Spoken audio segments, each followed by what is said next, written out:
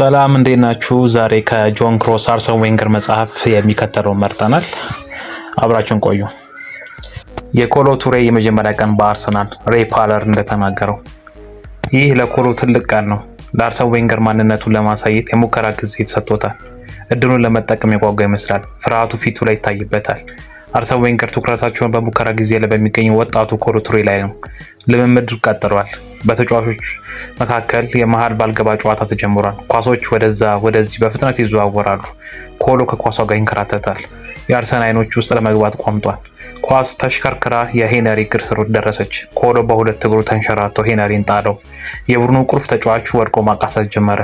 እውነት ለመናገር መደበኛ ጨዋታ ቢሆን ኖሮ ከሜዳ የሚያስወጣ ጥፋት ነበር። አርሰን ዌንገር ተቆጥተው መናገር ጀመሩ። ኮሎ ምን እየሰራ ነው? ሸርተቴ አትግባ እያሉ ተደጋግመው ተናገሩ። ጨዋታው ቀጠለ። ኳስ ወደ ዴኒስ ቤርካምፕ አመራች። ኮሎ ድጋሚ ተንሸራተተ።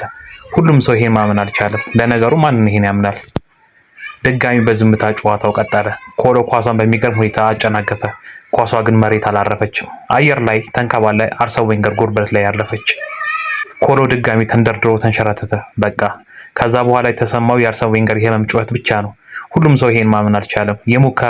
ለሙከራ የመጣው ልጅ አርሰንን፣ ሄነሪን፣ ዴኒስን ወደ ሕክምና ማዕከል ልኳቸዋል። አርሰን ዌንገር ለሕክምና ተወሰዱ። ይህን ሲያይ ኮሎ ደነገጠ። እንባ አይኑ ላይ ግጥም አለ። ለሙከራ መጥቶ የክለቡ ቁልፍ ሰዎች ጎዷቸው።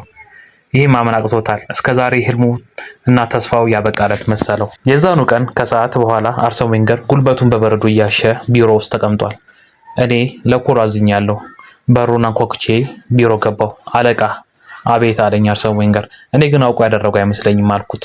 አርሰን ፈገግ አለና አውቆ እንዳላደረገ አውቃለሁ። ፍላጎቱን ወድጄዋለሁ። ነገውኑ አስፈርመዋለሁ አለኝ።